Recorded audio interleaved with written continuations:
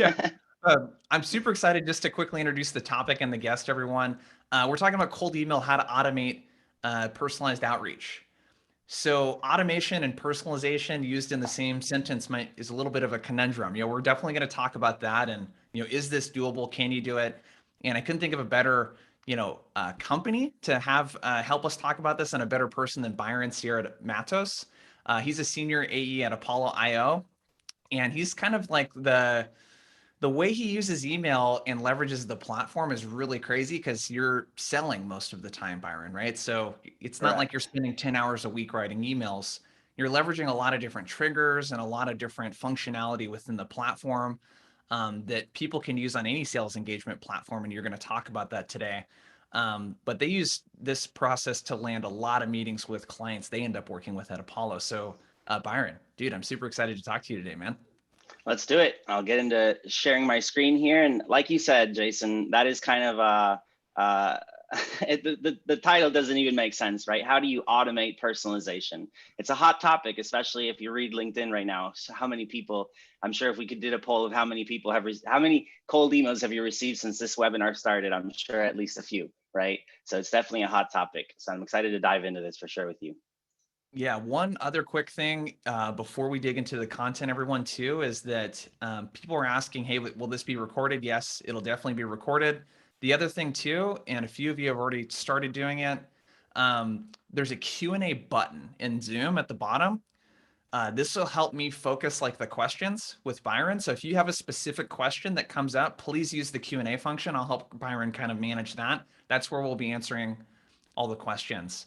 But Byron, to get started real quick, I mean, let's talk about the at scale piece.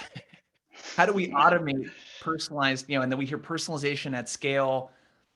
Many people would advise against thinking about personalization in a scaled or automated way. Why is it something, why should we be more open-minded about it than that?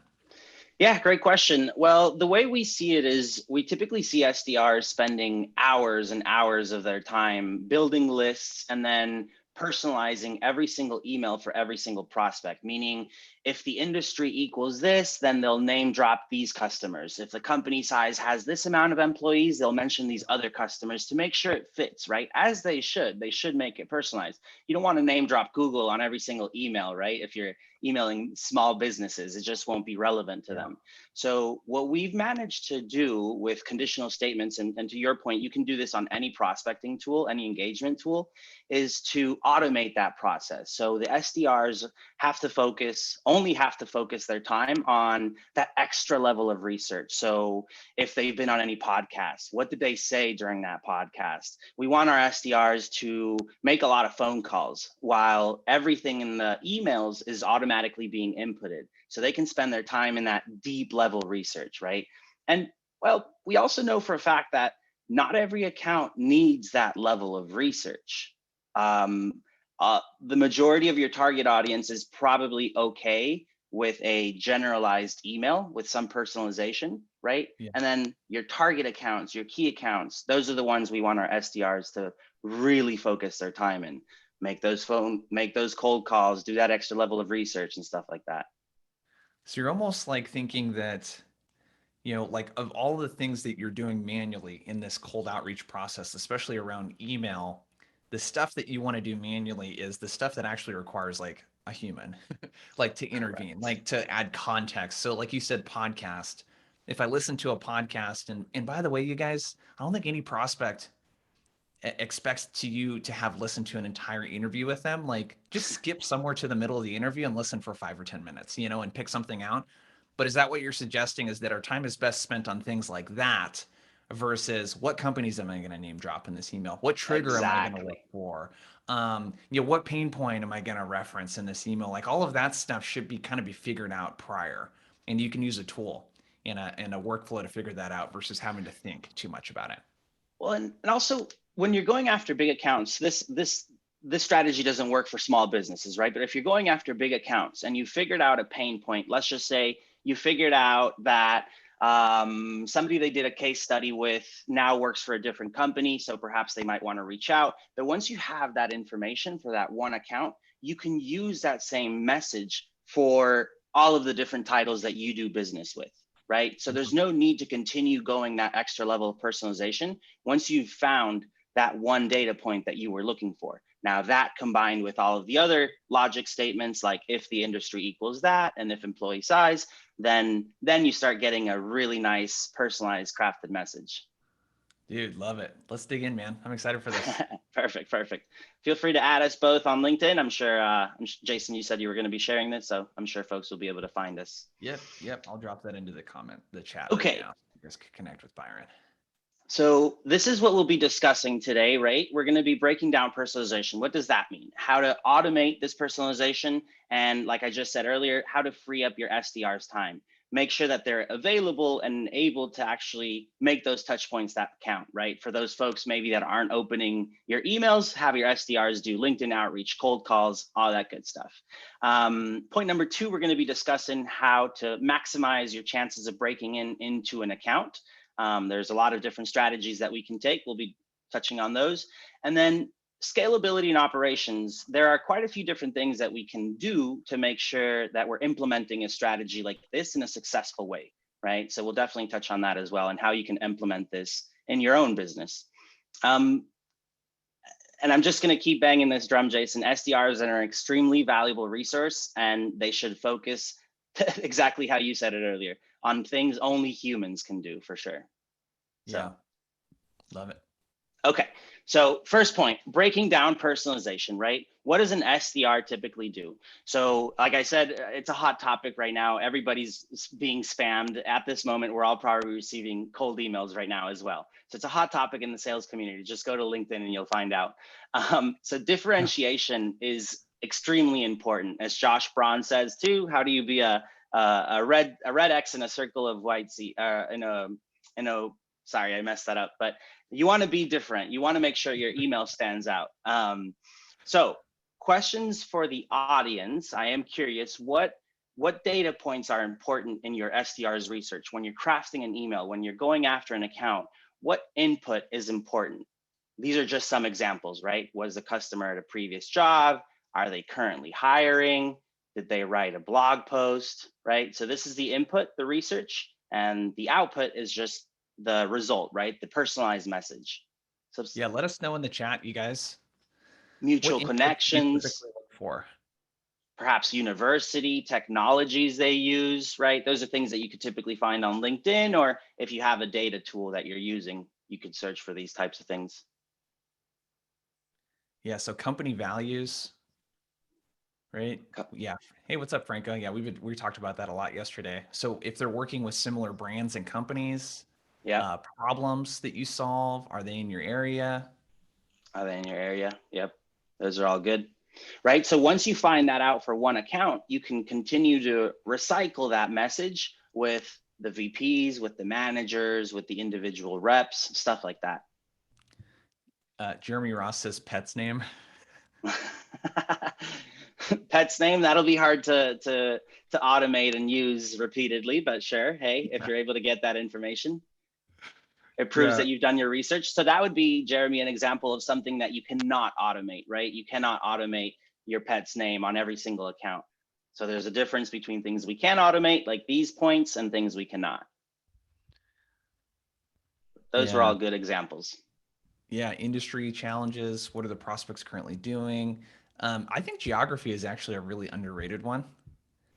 Location? Especially like with when I first moved here to Austin, Texas, a lot of the prospecting I did was to Texas-based companies.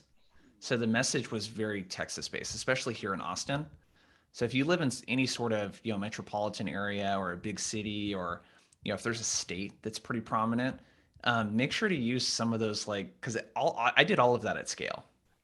I had some sort of message on LinkedIn. The connection request especially was just like, hey, I just moved here to Austin.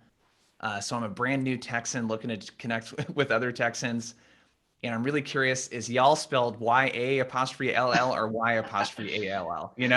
Because I don't know. And it's like I would connect with a lot of people, and that none of that was really that personalized, and it was personalized to like the people based on their location, but not to the individual. So like little stuff like that you can layer in on top of that like really highly personalized stuff, it makes a big difference. Well, if you free up some time for your SDR, you'll have the opportunity to mention little things like that, or the fact that they went to X university, or their favorite team is this basketball, right? Basketball team or football team or whatever. But I Yep. completely agree with you. Location is a good one as well, for sure. Okay, so these are the things that we can automate versus the things that we cannot automate, right? So after we've done all of the research, that's the input, and it goes out into a personalized message. So if you're using a database tool, these are some of the things that you can typically filter by, right? This is how we use to personalize this is what we use to personalize our emails here at Apollo. So you can filter by persona. Is everybody, Jason, do you think everybody's familiar with the term persona? I would pretend like they aren't. I probably half the group might be, and if you could also let us know the color coding too, what that Yeah, means. definitely. I don't think there's much into the color code, as to Okay, be honest. It's just more to make it look looks pretty. cool. All right. Sorry. So persona is just a collection of titles. So at Apollo, for instance, we do business with sales teams, right? We sell to salespeople. So our persona, a good persona for us would be like sales manager, SDR manager, account executive manager, VP of sales, director of sales. That would be one persona. Then we can also sell our tool to marketers. So another persona would be marketing manager, demand generation, lead generation. And then if you sell to finance, another persona would be finance, controller, purchasing, right? All that's a persona basically. Does that make sense? Yeah, and essentially what you're suggesting here with the inputs is that all of that, if your tooling is set up properly, like you should be able to automate the finding of those things versus having to, because a lot of what I'm working with clients on is like we do Google searches, for Yeah. stuff, right? Where you go to the careers page on a website to see if they're hiring, and before you know it, you've spent like an hour researching a company to find maybe 3 or 4 triggers that, if you're using the right tools, you'd be able to, like, it would just put this stuff right in front of you is kind of what you're suggesting here. Correct. Yeah. So Yeah. subtle plug, I guess, but in Apollo, you can filter by these things.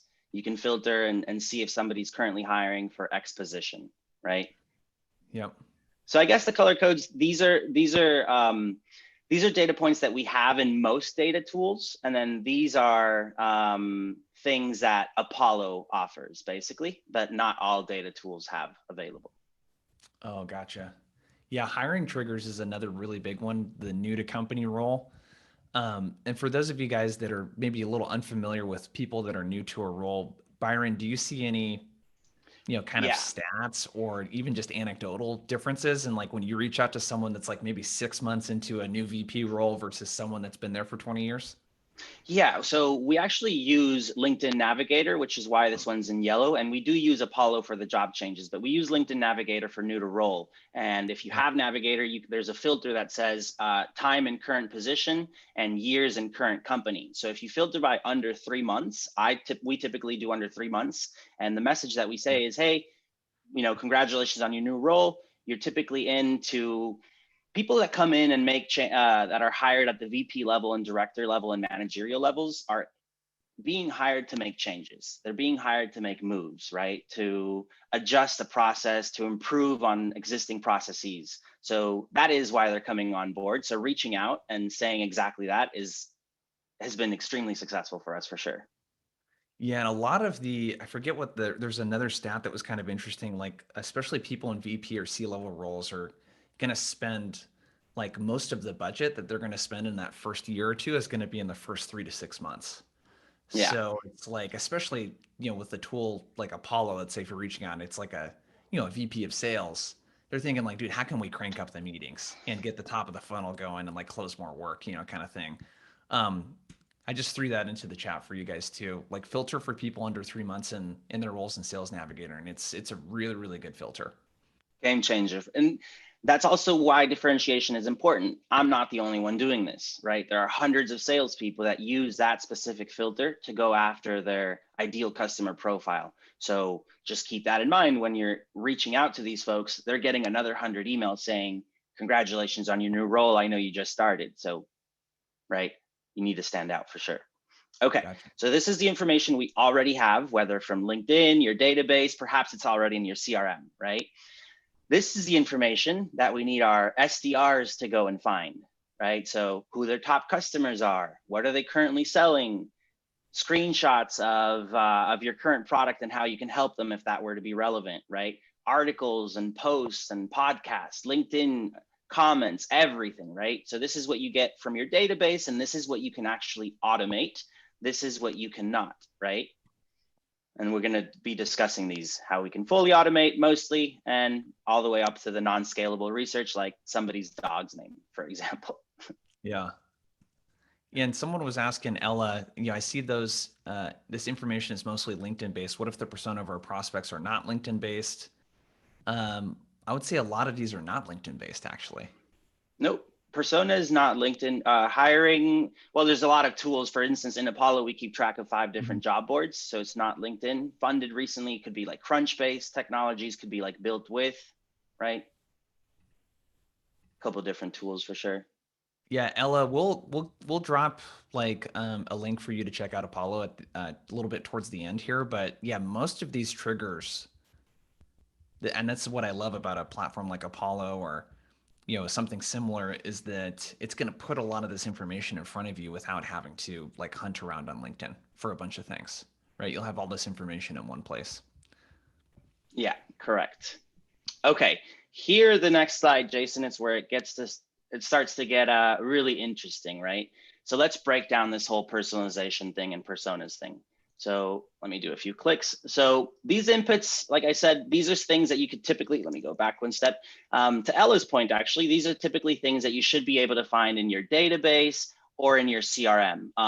You can leverage LinkedIn and other tools, but any decent data tool should have these filters available. So the first step, this is where it starts to get a little bit more in depth in terms of how we use our automation here at Apollo. So the first step is to just basically create rules. Again, using your database, it could be Salesforce, HubSpot, your own CRM, and you can create triggers. You can create if-and statements for little things like we've been talking about hiring just now, right? So if an account is currently hiring for sales operations person, you can create a custom field in your CRM that it's just a true false checkbox. So if they're currently hiring for sales operations, mark that custom field in my Salesforce as true, right? And you can do this again with any data tool, with any engagement tool within your CRM as well. And this is going to be helpful, and this will all make sense. This will all connect in my example when I bring up a live example of this, okay? So the second step would be to actually create templates. So you're going to be able to see this into actual play, right? So the second step would be to create a template using your engagement tool and using if-and statements. So if persona equals CMO, and if they're hiring, and if they're using Marketo. So here we're using persona, we're using hiring, and we're using technologies used. Three of the different filters, right? So if-and statements. If all these three are true, drop exactly this phrase. Message for CMOs growing their team because they're currently hiring, and Marketo is true, so say that. Otherwise, for CMOs currently growing their team, but not using Marketo, right? Jason, are you following? Does this? Yep. So Okay. just a couple clarifying things for you guys. People are asking, hey, will you send out the slides? Yes, definitely. We'll send out Yeah. slides, recordings. There's a lot of stuff here. Like when you see the like if this then that statements, you guys, if it looks confusing, that's okay. It should be. Like he's giving an example. He's going to show what the output of this looks like here in a second, how it fits like really nicely into an email. Yeah. But basically the point that you're making here, Byron, correct me if I'm wrong. And again, I want to direct you guys, if you have questions, please use the Q&A feature and ask them, and we'll make sure to get to as many of them as we can. But essentially what you're doing is like the stuff that people would normally look for to see if someone's hiring or funded or what technology they use. This is all happening on the back end of Apollo automatically. So they're not Correct. having to like look at what technology they use or if they're hiring or not or where they're located. It's going to populate the email automatically with these if this then that statements. Correct. Yeah, And pretty badass. and if they're not hiring and they're not using Marketo, message for CMOs who aren't growing their marketing team and aren't using Marketo, right? So you save yourself on every single situation, basically. And one other question is Irene asked, how can you tell if they're using another software? Uh, Apollo is a tool that'll tell you what kind of software people are using. Zoom Um, Info will too, Seamless, most databases. Otherwise, you can use like Built With Built is with a good one. probably Yep. the leading provider in technographics filters. But most databases should have a technographics filter. Yeah, and just also word of caution with LinkedIn Sales Navigator. I love it, but the technology filter is not great in Sales Navigator. And it's So I get, pricey. I get I get another tool to kind of layer on top of that. Um, cool. Yeah. Okay. And yes, everybody, we will see an actual example within our platform, within Apollo, of how this works and how this actually looks like. I think it's coming up on the next slide. It is actually. Okay, so here, oh, this is the same slide. So let me show you guys the example actually. Boom. So the future state that we think is where sales is headed is everything should automatically populate in your email for you, for the SDR rather, right? Before they have to do anything. So let me zoom in here for everybody, Jason, 1 second.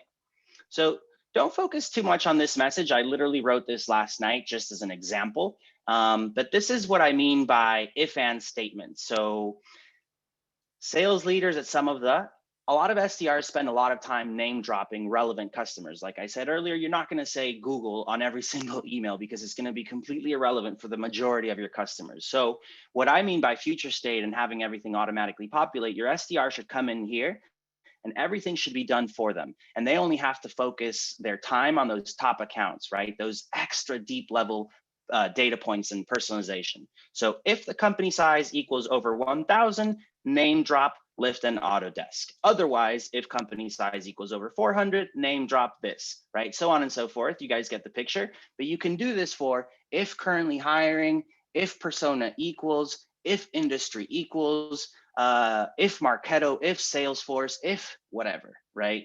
So let's show you an example of what this will look like over here once populated.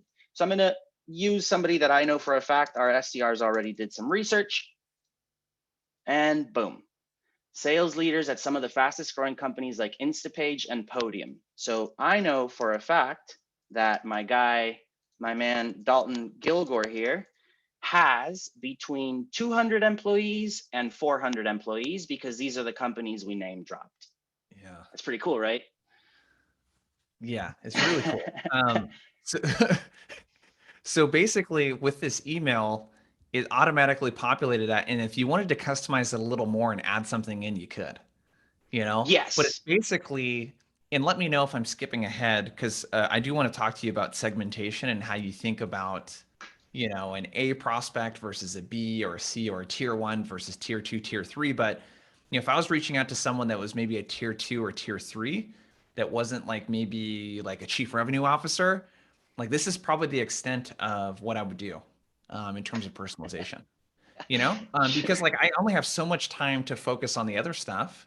I'll give the extra sentence or spend the extra 5 or 10 minutes researching someone, that, hey, if I get a meeting with chief revenue officer or VP, like that's, yeah, it's game changer versus reaching out to maybe a sales manager. Nothing against managers, obviously. It's more like, hey, that's going to be a longer sales cycle if I have to work my way up versus going, top down. So it's a way for you to kind of segment what you're doing. But does anyone have any questions on what you saw here? Because it's kind of cool to see this transformation on the left uh, turn into the email on the right. So really, really cool. And does anyone So have any questions on this? And go ahead, Byron.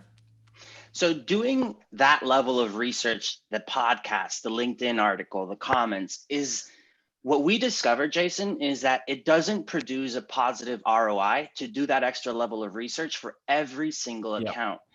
The truth is 90% of our customers or our prospects or our total addressable market is probably okay with receiving. Again, don't focus on the message. This is not our outbound message. I just wrote this last night as an example, but if 90% of your accounts typically are fine with just your generic with this level of personalization email, and then your top accounts, that 10%, that 1%, those are the ones you want to spend, time doing your research, deep diving, cold calls, everything. Yeah. And it's like giving yourself permission to be a little bit more volume based Yep. with, the 80, 90% of people that might not require a super high touch, kind of thing. The other, and let me know if I'm skipping ahead, man. But another thing too that's kind of interesting is if you had something that could kind of personalize a lot of this outreach for you like this, and 80, 90% of your prospects get something like this, you could spend the actual time on those prospects calling the people opening up your emails, more than twice. Yeah. So you could spend the extra time on the people, sitting there raising their hand, looking at what you're sending them or watching the videos or whatever. Ron asked the question. He said, "How can this approach work for startups that can't mention other customers?"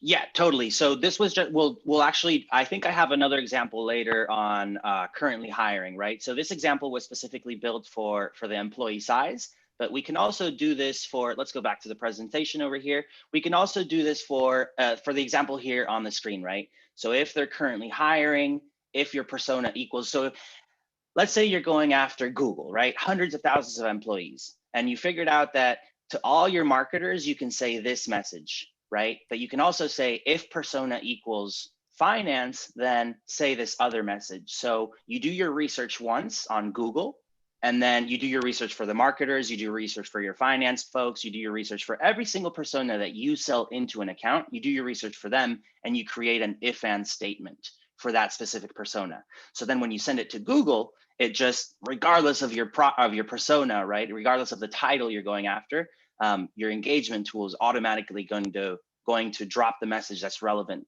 to that person. So it doesn't necessarily have to be customers. It could be hiring, technologies. Recently funding, Jason, is something that most tools also have, right? Or you can get from Crunchbase as well.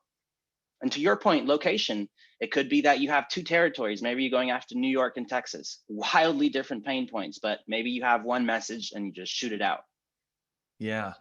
The other thing too is I just want to point out that my guess is that you guys put in a shit ton of work, setting this up. It was like, oh, I hit a couple buttons and it created all these statements. Like you're pre-writing, persona-based messaging. And Yeah, this wasn't overnight. all the different, like, you came up with scenarios for everything that you find. I mean, this must have took hours of work to do all of that up front. And can you imagine the amount of A/B tests? We have Yeah. sequences with H, A, B, C, D, E, F, G, H. A/B test the hell out of your messaging always, always, Yep. always, always. Yeah, Couple other questions in here. People want to know, Jeremy asked, can you please paste that if then statement in the chat? Are you okay with sure. doing that? Yeah, but it's gonna be, unless you have it set up in your own.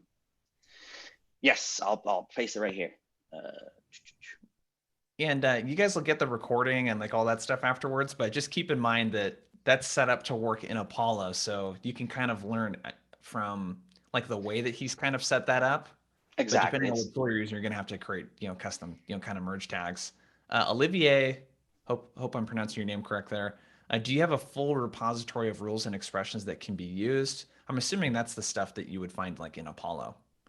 Yeah, we have a rules engine that allows you to create any trigger you possibly want. So something I didn't even show you guys here earlier is actually quite useful. So here, if you notice, we have two sets of, is this big enough, Jason? Can you see this?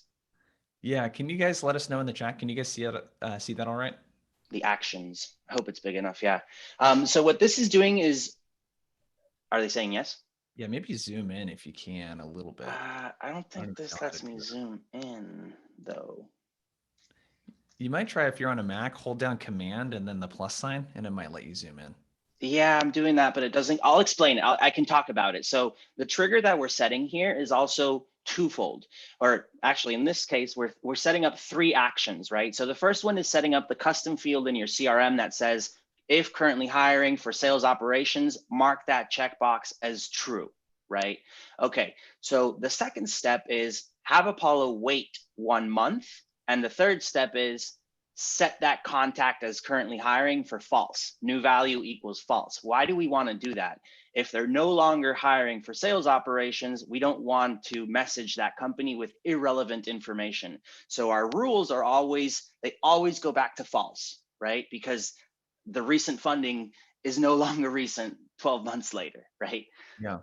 So always, not always, but we a lot of times for hiring especially, we definitely always close the loop with make sure after 1 month, and if there's still an active role, it'll still keep it open per the rule, right? So the point there being that for anyone that's thinking like, how do I create these like with these statements? A tool like Apollo is going to create the statements for you.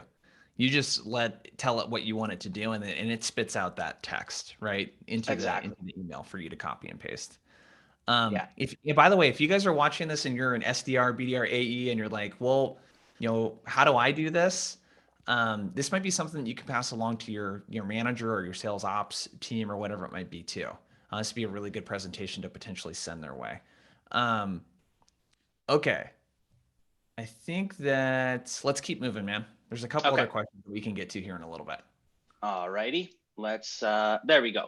So this is the information. We're still under breaking down personalization. Now, this is something that is everything else we've done, you can do in other engagement tools. Everything else we've talked about, the filters you can source from other data tools. This is my moment to shine and plug Apollo. This is something that is unique to us, and this is called playbooks, and this is how we use it. So this is the data that you do not have from your CRM. You do not have this from your data tool. This is the information your SDRs should be focusing their time on. Everything else automatically populates for you.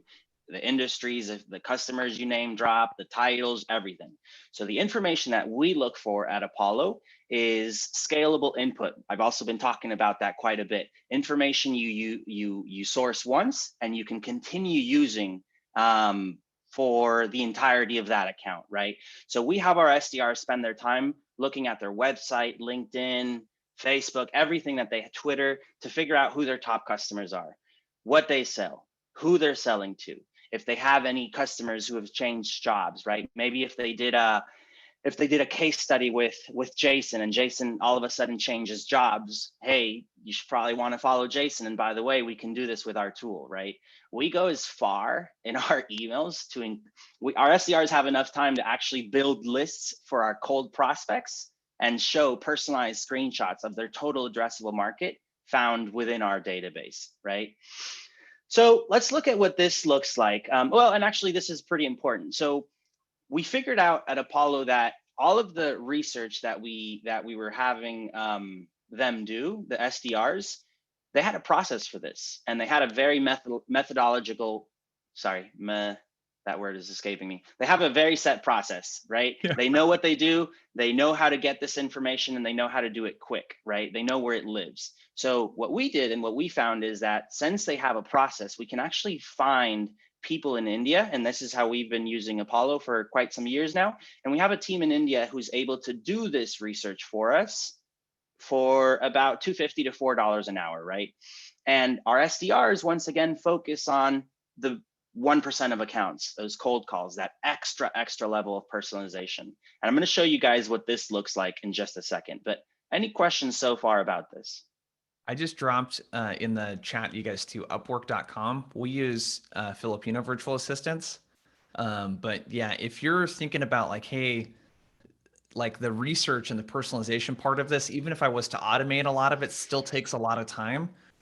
Like you can find people for $250 to $5 an hour. And that's good money for them in their countries to help you with some of the like more mundane parts about research.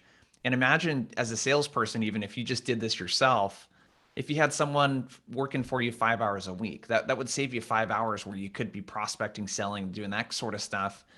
And it costs you like 25 bucks a week. Yeah. Like the cost of a lunch in San Francisco, where you live, Byron. No? I'm in LA now, but yes, just as Yeah. expensive.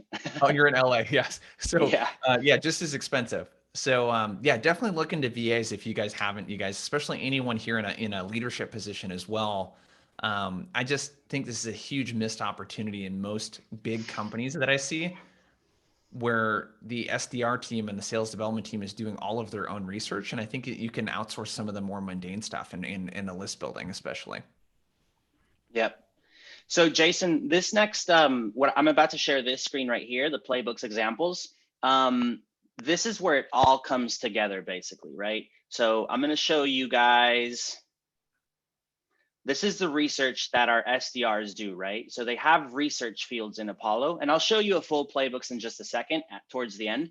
But so we have our SDRs go to people's websites. We give them research fields. We tell them, hey, we're interested in finding out who their top customers are, what they sell, who they sell to. That's what we want to know, right? And again, we give them a process. So who they sell to or who their top customers are and what they sell, right? This is what the SDRs do. This is what the team in India does for us. So we click here, and again, we're gonna go back to our guy, Dalton Gilgore, who I know they've done the research, and boom. Hi, first name. I was just on your website and noticed you're selling a knowledge management software designed to connect people for sharing information, and you've landed some great clients like Shopify, Intercom, and SalesLoft. Once again, everything automatically populates for you, right? Yeah. So you can use, now that you've done the research on getguru.com, you can use this email for Dalton. You can use this email for the VP of sales, for the CMO, for an AE, for an SDR, for everybody basically, right? Yeah, I love this. I mean, that first paragraph is a really good example of something that I would spend 5 or 10 minutes researching and then put Yeah, into an email. That's like the type of customization that we put on an email. exactly. And Jason, it typically does take our team to about 7 to 9 minutes, sometimes even 12 minutes per account to do this research, depending on how many research fields we give them. Yeah. Right? It's how personalized do you want to go, basically. Yeah, I love this. So John was asking, where does the account link to? And that's a field associated in Apollo with the company. That's a playbook. So we'll just dive into it now, I guess. So this is the part where this is the only plug I'll do into our platform, but Apollo has, quite frankly, I got a demo of Apollo 2 years ago and I reached out to their head of sales and asked them for a job, literally, because I saw this. So I don't expect anybody to come work for us, but it is pretty cool. So what Playbooks is account-based marketing at its finest, Jason. So you add all of the accounts that you want to add into a playbook, right? So you can build a list right here with all your filters. So you can say, hey, Apollo, I want to go after employee size X within these industries and all that good stuff, right? And then once you have your accounts that you want to go after, notice how these are all big accounts because, well, you want to go after the bigger accounts, right? We give the SDRs research fields, and this is what they have to fill out. And they have playbook tasks. So when our team logs in, they go to playbook tasks, they go into Genpact, for instance, and they just follow the steps. So research and action items, right? And we fill out the full sentence so they know what's going to be said in the actual sequence. Yeah. So they go to the website, they go to our CRM, they go to their Twitter, they go to their LinkedIn. They have all the information they would need right here: employee size, industry, revenue, everything. And then they go into their websites and do this research. And this is the level of personalization that I'm getting excited. I'm going to stop after this. But this is the level of personalization that we even include. We go as far as to including screenshots to our prospects of the total addressable market, basically, that we're able to find for them inside of Apollo. But that's what so you're basically sending them a screenshot of what they would find like available in their platform. So that's really interesting too, where you're able to bring in through a merge tag, like custom screenshots and be able to have a team populate some of that stuff. So like a lot of you guys are selling stuff here where you can visually see a problem, especially. So if you go on their website and see that they're not they didn't set their marketing funnel up correctly, or maybe you sell some sort of customer service type of thing and you're engaging with their chat function and it's not working effectively, or the copy on their website, whatever it is, like you can show that kind of stuff and then bring it in through merge tags at scale too, which is pretty cool. Yeah. And Jason, our SDRs have all this free time because not only do we add the accounts on their behalf to the playbooks, but Apollo also prospects for you. So we don't want our SDRs spending any time building lists. We talked a lot about personas. So if we go after this persona, send them to this sequence. If we go after a sales ops, send them to this sequence. If we go after a marketer, send them to this sequence, right? Yeah, I So love it, man. that's So the last essentially, plug I'll do, I promise. yeah, and I dropped a link in if you guys want to check out Apollo. Part of like us showing the functionality is really kind of showing you what's possible around the scale piece and Yeah. around. And again, if you're an SDR or BDRA and you're thinking, well, hey, I'm not in charge of the tools, send this to your manager, to take a look at, or send it to your sales ops team. What's really interesting here is it's taking all of the mundane work of you having to find an account and a person and then to put them into a sequence and then to do basic personalization and research. Like you could completely automate those parts of it Yeah. or outsource, some of it to where you just focus on the extra layer of personalization or calling or doing the LinkedIn type stuff. And it'll completely change how you approach your week.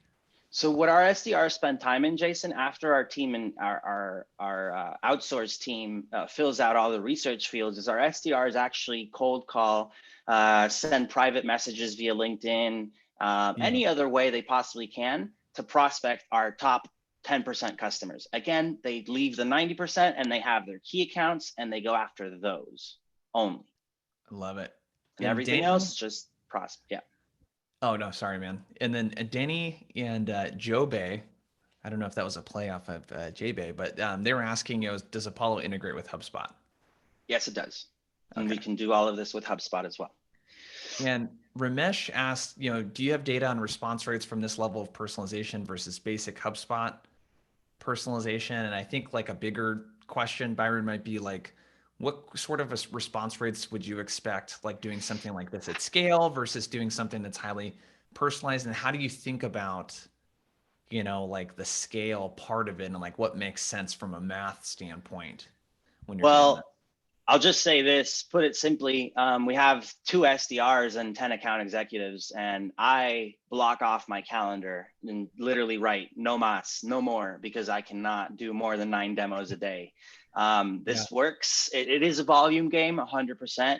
Where typically expect if you can get over a 1% interested rate, meaning 1% people who book a calendar meeting, you're better than average. But so meaning out of 100 emails, if you can book one meeting, you're doing pretty all right. Yeah, I love that. And it's like what you're thinking too is like, hey, I might have like let's say a 5 to 7% response rate on the completely automated ones. But that's like I'd take 5 to 7% response rate and be able to email a couple hundred people Yeah, versus a 10 or 15% reply rate, knowing that many of half of those are probably not going to be interested still, yeah, but sending half or a quarter of the volume. And we're not suggesting you guys that you don't do any personalization and like extra work. What we're suggesting is you kind of think about how you can segment this and not treat all your prospects equally. Don't put the same amount of effort correct. going after someone that is not in a decision making position and then the person that is like a VP or C level, type person. Or It's don't just put in this effort or time into all of your accounts, I would say, more than anything, to be honest, right? Because this only yeah, works with bigger accounts, right? You can't be if the company has 20 employees and you email 5 of them, people are might get a bit pissed off, right? So this works with yeah, accounts that have quite a few hundred employees or at least a little bit bigger. But definitely want to reiterate, Jason, this just helps free up time for the SDRs to cold calls is our biggest thing, right? So there's no more need for our SDRs to continue writing more emails. They do LinkedIn personalized messages and cold calls. That's what they focus their time on, and that's where they have the most success. With the folks that aren't engaging with our emails, you got to try out a different avenue for sure. yeah. Love it. And we got some more questions too. So you guys keep the questions coming if you have them. Irene kind of asks about, like, hey, if I already have an Excel database, how would this work? And the way we've done it, we just take that Excel database and just upload it right into Apollo. I mean, it's actually pretty easy and it enhances and enriches a lot of the data too, which is kind of cool. So your Excel spreadsheet could be transformed into research fields, or it could be transformed into custom fields. But you can, I love spreadsheets. You can continue working with them, but the beauty of this is that it automatically populates in your emails rather than having to copy paste every single time. Yeah, love it. Let's keep going, man. I think you have a little bit more content. Yes, Yeah. I do. Okay, so this is what we've been talking about. Basically, it's just conclusion, I guess, right? These are the non-scalable inputs, but when you free up the time for your SDR, you enable them to make more phone calls. It might make more sense for them to try out different channels like LinkedIn or direct mailers, old school, right? Could work. But as just to reiterate one last time, top accounts do need that extra level of personalization.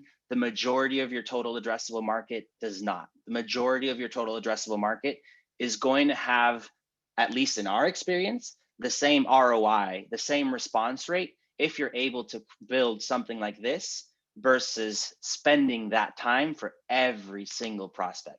So just to be clear, right? We don't do this for everybody. And Ted is asking, so this doesn't work if going after SMBs. I mean, I'm assuming this would, you know, assuming that they're in the system, this would work fine. There might not be as many triggers. It might be more persona based in And it industry. might be less than instead of prospecting 5 people per account, maybe you're doing 1 to 3 for SMBs, right? If they have 10 employees, I would go after 2 people, the CEO and another C-level executive or a director, right? But that's a great question. I would just lower this down. Yeah. A tool like this makes even more sense for SMBs because like with the transaction size typically being much smaller, you don't have like, it just doesn't make sense to spend too much time, Good point. with the personalization and everything. So yeah, we just noticed that it didn't produce the marginal ROI that we were looking for whenever we invested X amount more time, basically. But yeah. this is probably one of the most important slides I think, for everybody. And it's it talks about, I think some of the questions, I think this will address some of the questions. It was meant to go one by one, but anyways. So how do we break into new accounts with the most success, right? How do we start prospecting? So the bottoms up approach is most popular for companies. The bottoms up approach is most popular for companies who typically have a freemium model. So Apollo, we have a freemium model. You can sign up for free, right? Another example would be like SurveyMonkey or MailChimp, stuff like that. So they want to get you to sign up for free, and then you introduce this to your manager, right? And you show them how much time you've saved, and you show your boss all of the pretty analytics and everything like that. So the bottoms up approach is going to be for best used for freemium models, right? And they just start bringing everybody else on board. It's easy you just click, you link your mailbox, and you're in, right? The top down is the complete opposite. It sounds like, Jason, that this is a little bit about how you works from what I heard, but I might be mistaken, but it's starting completely the opposite. It's starting your way with the C-level executives and then working your way down. An example of this would be for like an enterprise account. If you go the bottoms up approach for an IBM, you're going to need to get in touch with 150 decision makers versus if you're able to sell, granted, the top down approach is a longer sales cycle and should be used for average order value, ACVs that are much higher than, a lot more than $6,000 basically. This is an average sales cycle of 6 to 12 months typically, right? But if you're able to sell one C-level executive, they'll roll it out to all 150 teams for you, right? Okay.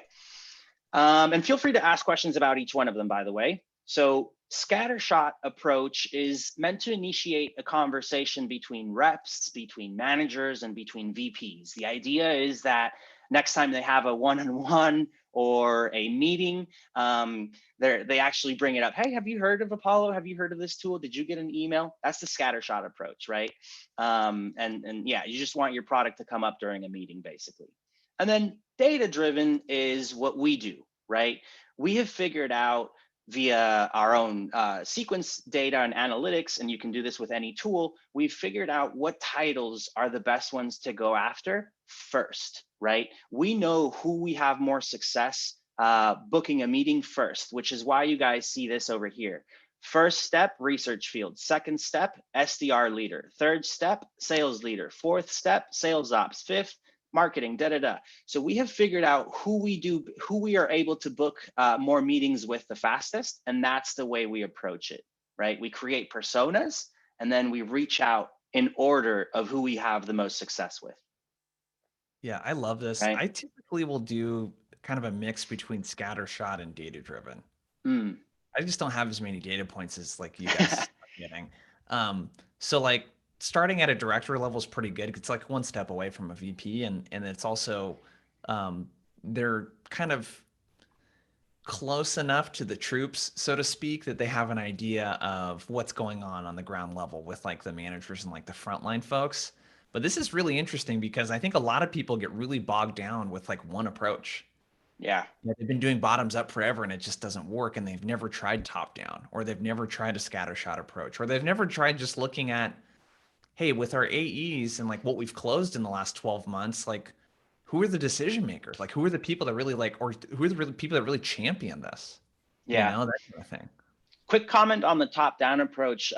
Be careful when using it, because if you piss off one C-level executive, basically the whole deal is gone, right? Because if the Yep. VP brings it up to the C-level and is like, yo, I already said no to them, why are they still, what's going on, right? So beware with top-down, because it could make you lose the whole deal real quick if someone's having a bad day.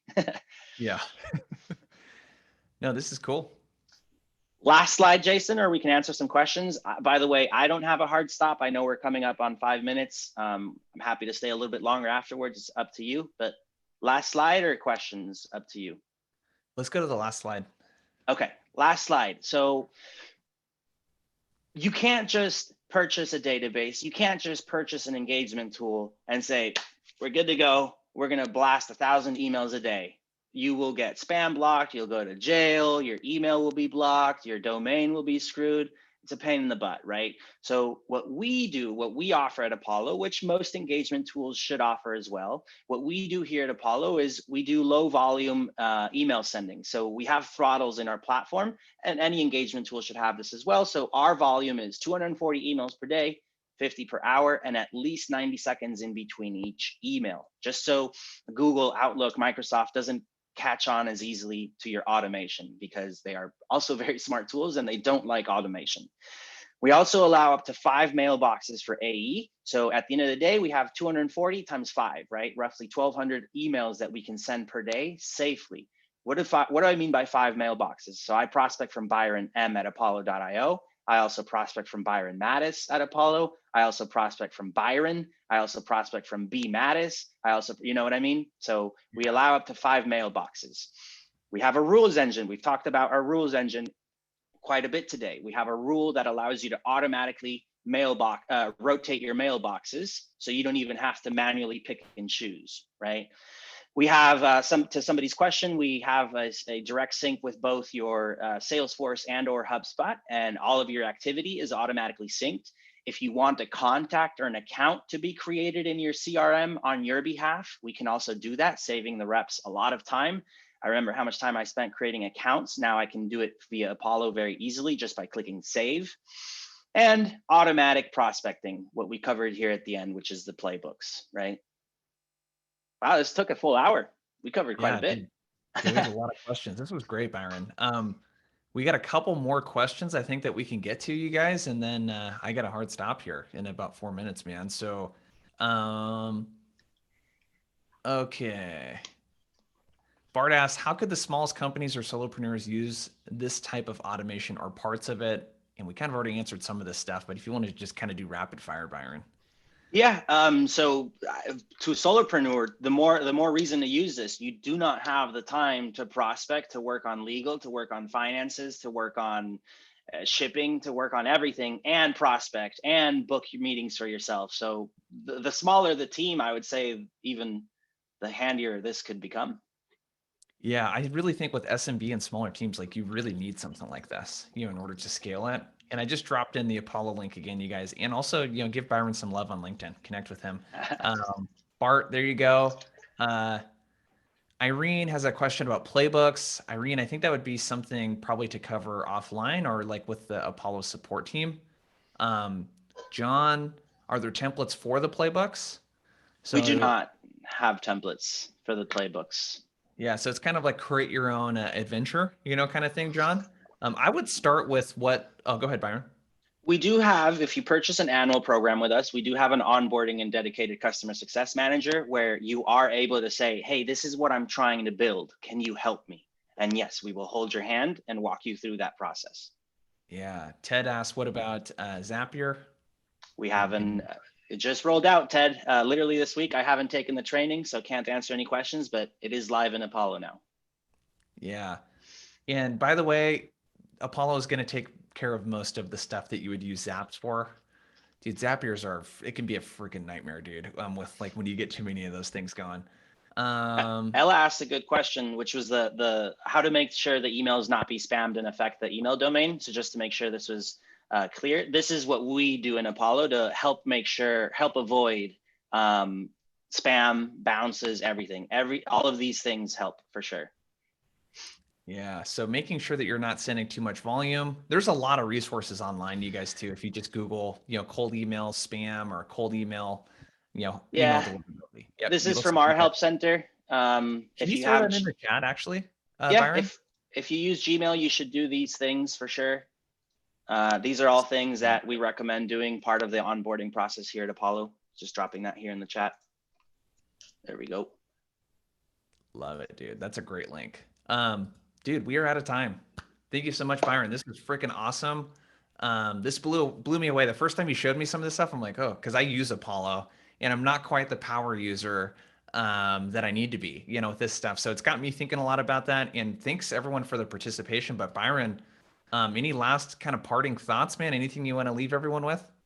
Yeah, I'm happy to. I'm always excited to strategize with folks. If anybody wants to pick my brain, if I do about 6 to 9 demos a day. I talk to very many different industries. If anybody's curious to see a demo, we offer free trials. Feel free to sign up for 2 weeks. Connect with me on LinkedIn. Happy to extend that for you if you need it. Happy to help as much as I'm able to. It was a pleasure chatting with you, Jason. Thank you for putting this together. And this was a lot of fun, man. Hope to do this again sometime in the future. Yeah, absolutely, dude. This is super fun. I appreciate you putting all the work into preparing for this. And I dropped the links in again, you guys, to check out Apollo. Go connect with Byron on LinkedIn. And that's it, you guys. Have a Happy good rest of Wednesday, your day. everybody. Cheers. Yep, later. See Take ya. care. Bye.